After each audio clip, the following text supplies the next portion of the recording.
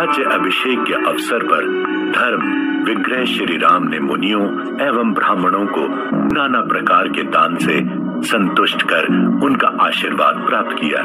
तदनंतर उन्होंने अपने मित्र सुग्रीव, युवराज अंगद, विभीषण, जामवन, नल एवं नील आदि सारे वानर भालुओं को बहुमूल्य अलंकार एवं श्रेष्ठ रत्न प्रदान किए। उसी समय भगवान श्री राम ने महारानी सीता को अनेक सुंदर वस्त्र आभूषण अर्पित किए तथा एक सुंदर मुक्त का हार भी दिया। यह हार पवन देवता ने अत्यंत आदर पूर्वक श्री राम को दिया था। माता सीता ने देखा कि प्रभु श्री राम ने सबको बहुमूल्य उपहार दिया, किंतु पवन कुमार हनुमान को अब तक कुछ नहीं मिला। माता सीता ने प्रभु के द्वारा प्राप्त दुर्लभ मुक्त हार निकालकर हाथ में ले लिया। महारानी सीता की इच्छा का अनुमान कर प्रभु ने कहा, प्रिय, तुम जिसे चाहो इसे दे दो।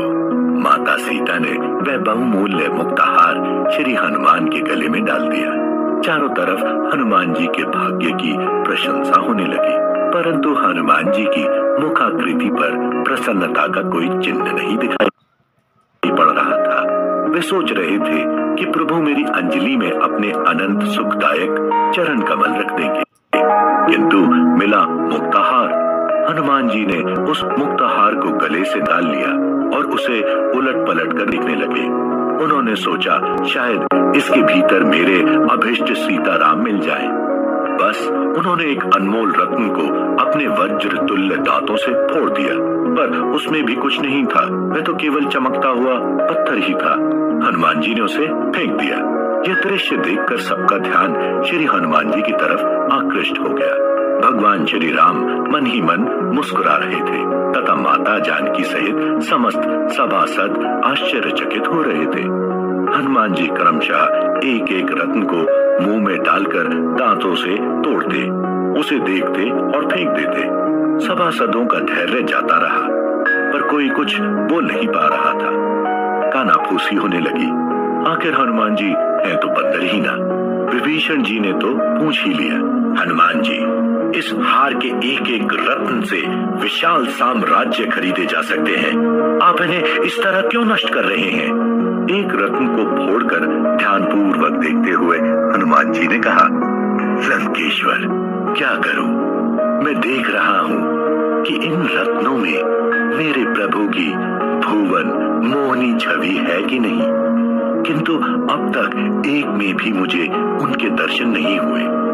जिनमें मेरे स्वामी की पावन मूर्ति नहीं है, वह तो तोड़ने और फेंकने योग्य ही है।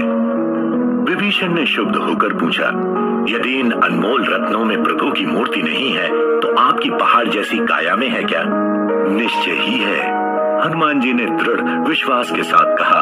और भगवान श्री राम के अनन्य अनुरागी हनुमान ने अपने तीक्ष्ण नखूनों से अपने हृदय को फाड़ दिया। आश्चर्य, अत्यंत आश्चर्य। विभीषण ही नहीं, समस्त सभासदों ने देखा कि हनुमान जी के हृदय में भगवान श्री राम की मनोहर मूर्ति विराज रही थी और उनके रोम रोम से राम नाम की ध्वनि हो रही थी। लंकेश्वर उनके चरणों में गिर पड़े। भक्तराज हनुमान की जय से राज दरबार गूंज उठा।